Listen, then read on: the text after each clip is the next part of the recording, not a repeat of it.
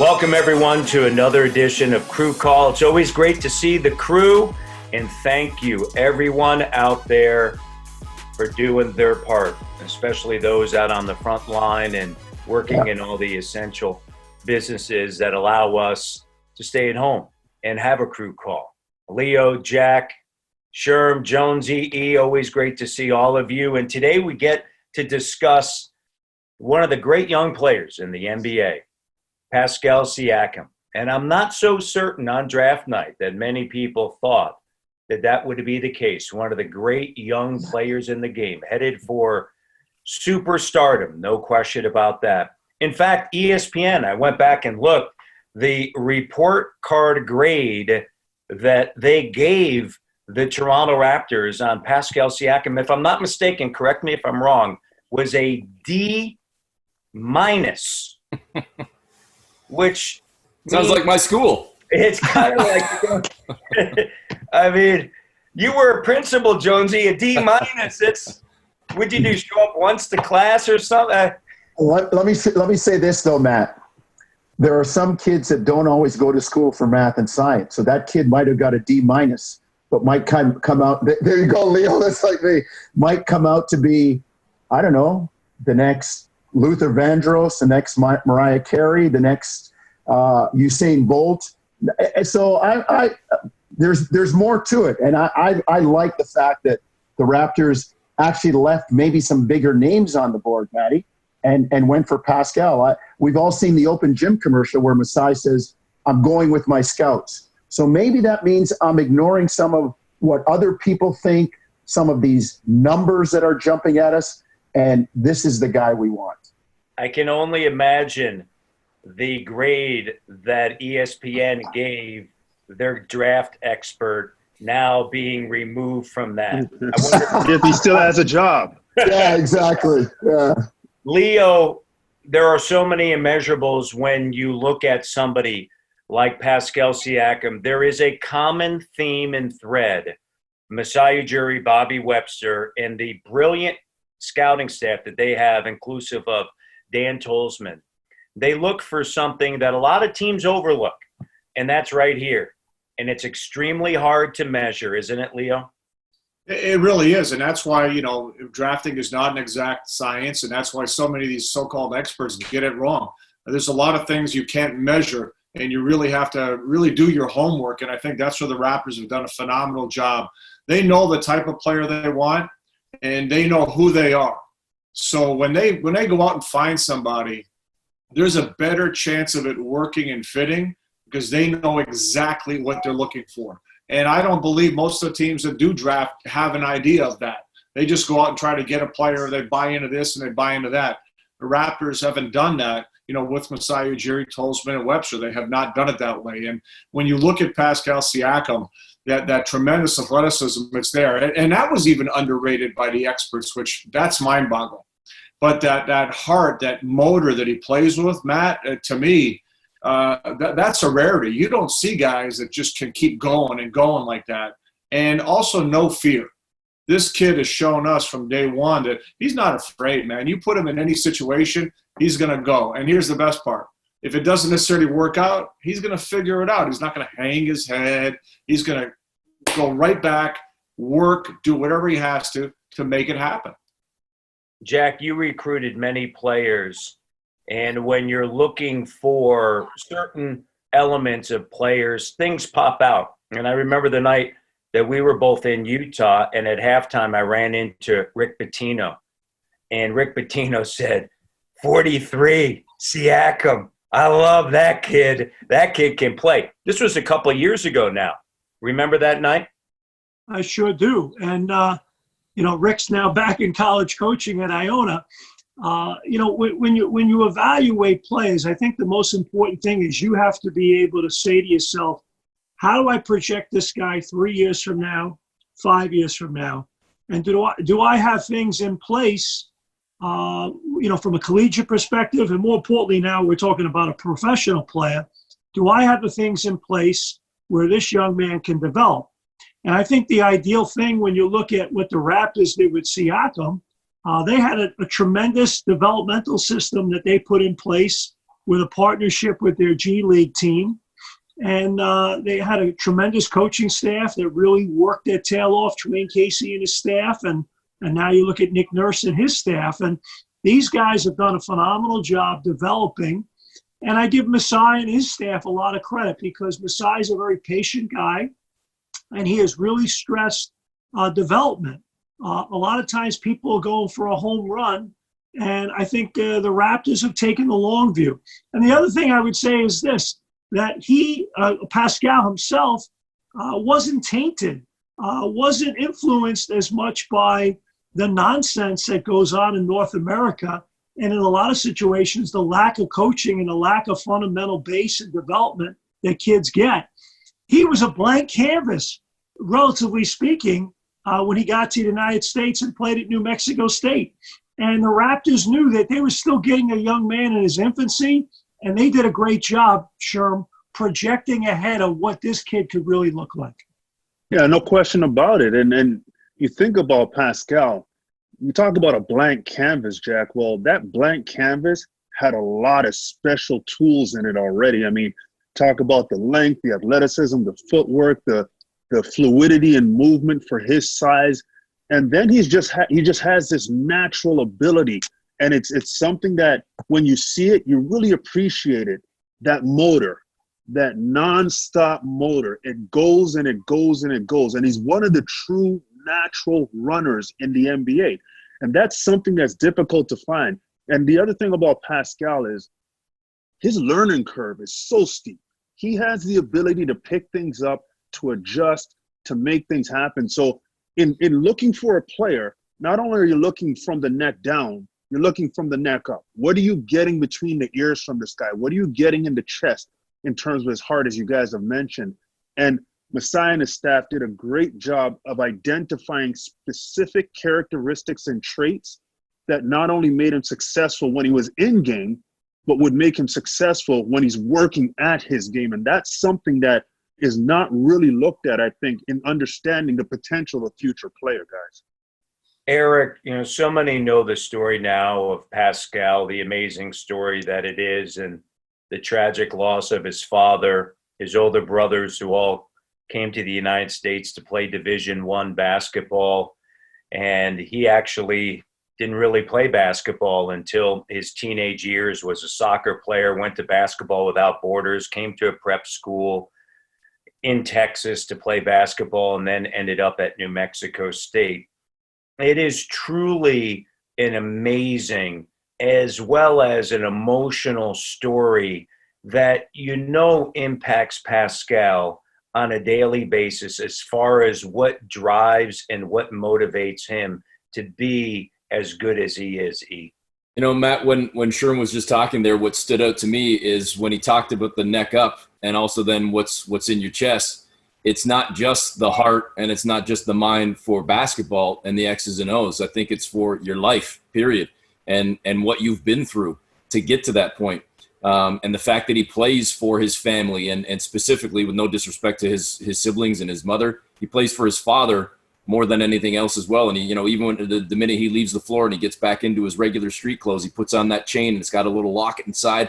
Inside the locket, a picture of his father, a little image of his father. He constantly is talking about his father looking down and doing it for his family and specifically doing it for his father. And I remember not that long ago, just this past February, when we were all in New York getting set for, the Raptors' next game, and the All-Star announcement came out, and there was Pascal at the NBA store watching on the big screen as his name was announced as a starter. And I know Sherm and Jonesy were there as well. And when we had a chance to talk to Pascal, one of the things that he said to me, I asked him about how weird it is for a guy to be in the NBA right now who hasn't even been playing basketball for 10 years to think about where he came from and to think about everything he's been through personally with his father, to know that his dad's looking down and seeing young kids, no matter what color they are, no matter what country they're from, no matter their walk of life, walking around with the Siakam name on their back and carrying on their name. And it's not now just Pascal carrying on the name. It's all these young kids and all these basketball fans around the world. And he got a little choked up and emotional, thinking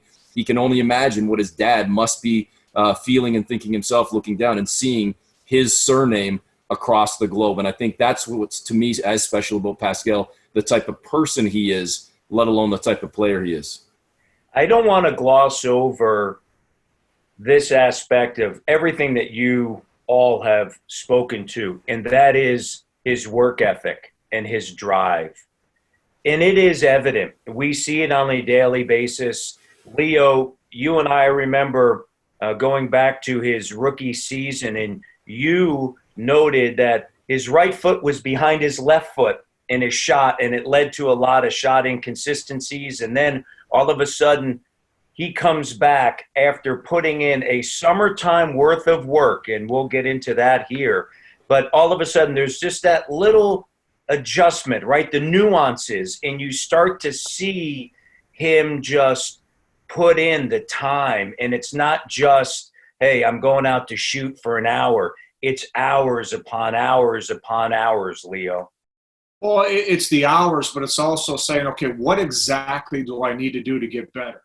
And that's one of the things that, really kind of sets him apart from a lot of players. Think about it. You got an NBA, you got a whole league full of players, all have little quirks and all kind of issues. How many sit there and say, okay, what can I do to get better? How do I fix this?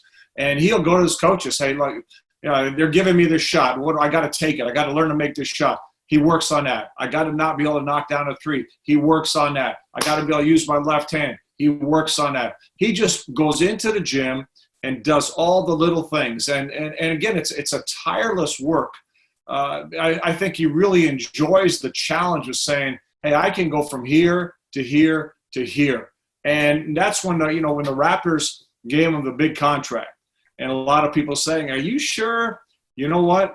I'm sure that when you have a guy that has the motor we've talked about and the work ethic and wanting to be great the way Pascal has built inside him, I'm not worried about it. This isn't a guy that's going to say, hey, I got the money, I'm chilling right now. He's going to say, I got the money, I got to work even harder.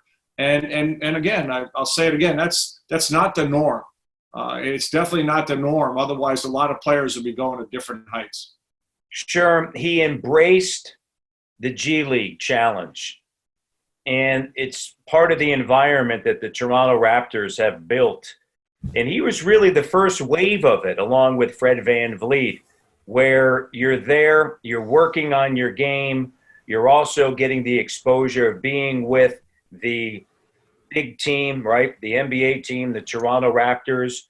We know through our time with the Raptors, we know through our time, all of us in the NBA, that not every player embraces that. They look at it differently. That was not the case with Pascal. He accepted it, and he realized that that was a key component to his development. And what does he do when he goes to the G League? Well, they win it all. And he's named MVP. Well, you think about it. I mean, the G League was designed specifically for guys like a Pascal. And the good thing about it was, to your point, Matt, this isn't a situation where he was looked at it as a demotion. He didn't say, "Oh, I'm getting sent down to the G League, and I'm not really ready for this NBA team, so they don't like me." He said, "Look, I got stuff to work on, and I have an opportunity to continue to build my game. I'm going to take advantage of this. This is a great opportunity." And we talk about his work ethic, but there's also a realization. Opportunity comes in a lot of different packages. He could sit on the bench with the Raptors and get spot minutes, or he could go down to the G League and he could get a ton of minutes, a ton of reps, have the ball in his hands, make decisions, different times of the game, and be the man, basically. And that just continued to accelerate his growth as an NBA player. And the other thing is, it impacted the other guys that were down there with him that we're seeing now have success with the Raptors as well. So he provided leadership. He provided a great example. He did a good job of really accepting the challenge and making the best of it and becoming out of it much better. And I just think that when you talk about the complete player and what the G League was designed for, that is a prime example. And the Raptors did a great job of utilizing the G League. And Pascal, to his credit, took great advantage of that opportunity. Jack, when you take advantage of those opportunities, obviously it leads to other opportunities, right? And that was something that we've seen with Pascal, Finals MVP in the G League, his game continually on the court, evolves based upon the environment in which he is, as well as his work ethic. Pat, you nailed it right there with the word environment. I've said this many times. When you have to break into a winning environment and you have to earn your stripes and you don't get minutes unless you earn them, I think that's positive development. A lot of times when you look in the NBA, the system works. What the Raptors are doing right now, I mean, this is their 7th year of winning. Hopefully we play again. And if we do, the Toronto Raptors will be in the playoffs the 7th straight year. This is really hard what they're doing because they're drafting low, right? And now you got to still figure out ways to put teams together that win. And all these bad teams get the high picks. It gets harder and harder every year to win. What the development of Siakam proves is it can be done. Jonesy, when you think about the breakout season that he had last year, the most improved player, there was certainly a buildup going along the way, but I think maybe the game that cemented it was the game winner against Phoenix. Yeah. Come out of the timeout, Jonesy, you dial it up for number 43. You look around, they're like, all right, they're going to give it. And that's where Nick Nurse said, you've put the work in, you've put the time in, and here's an opportunity for you. And I'll never forget, right, that drive high off the window with the left, Jonesy. Take us through it. That's where Nick gives him the confidence. You put the work in, we're going to give you a chance. And you know what? Nick would have been perfectly fine had he missed that game winner. Very few people are very good at something when you do it for the first time. So Nick says, let's give him a shot. It's like teaching your kid how to ride a bike. You run behind him. You know he's going to fall down. Pick him up, dust him off, put him back on the bike. And I thought that was brilliant on Nick's part because I thought it caught the Suns by surprise. And then it gives Pascal this injection of confidence. And I mean, he made that play by himself. Remember, he was at the top of the lane, went right back to the left. And we talk about this, a skill that not many guys use all the time, finishing with their non-dominant hand. A lot of guys go to the weak hand, they stop a bit, and then they shoot it. And Pascal got all the way to the basket. And to me, you just continually watching this guy grow and the maturity as well. When you talk to him in the locker room after a game, after a rare bad game, there's no excuses. He might be somber, a little sober, but he says, I got to be better. I got to do this better, and we're going to work on it. And I think that's the attitude that's going to propel him forward. And what has the Raptors now look at him and say, he's our guy for the next little while. It's interesting. I go back to earlier in the year, as we know, Pascal was being asked to initiate a lot of the offense, right? Get a rebound, to bring it across a timeline, and we saw him dribble it off of his leg. We saw him throw the basketball away, and I remember we were out on a West Coast trip, and I was having a conversation with Nick Nurse, and it led to Pascal and the development and the growth as a player. And it's amazing for a first-year head coach in the NBA, 25 years as a head coach, but under immense amount of pressure, right, to win, not necessarily in the regular season, but in the postseason for sure. He sat there and said, I'm willing to live with all of this. Why? Because you know the amount of work that he's putting in with the coaches, the video, the one-on-one work, all those sort of different teachable moments that happen around him. We've talked about the environment. Then you're going to get that opportunity during a game because I want him to go through that now so that he is prepared for the future. And the future, as we all know, was Phoenix. And then ultimately, Jack, you think about game one of the NBA Finals and the growth that had been initiated, the support around him to allow him to have this growth. And then biggest moment, game one, and Pascal says, hey, world, here I am, Jack. He was absolutely sensational, the best player in the building. And the Raptors happen to have Kawhi Leonard, and obviously the Warriors had Steph and Clay, to say the least. But by far, he was the best player in the building. He was brilliant. But that's part of the whole. You should have said it.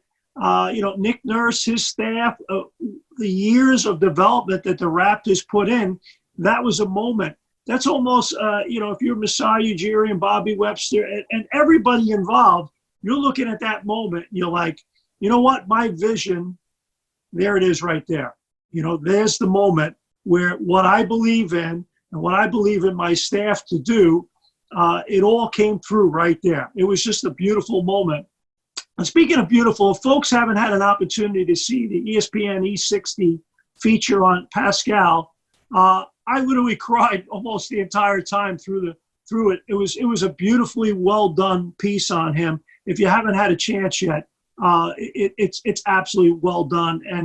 And speaking of well done, you look at Pascal in Game 1 and Pascal in Game 6 against the Warriors. He came up big in the big moments.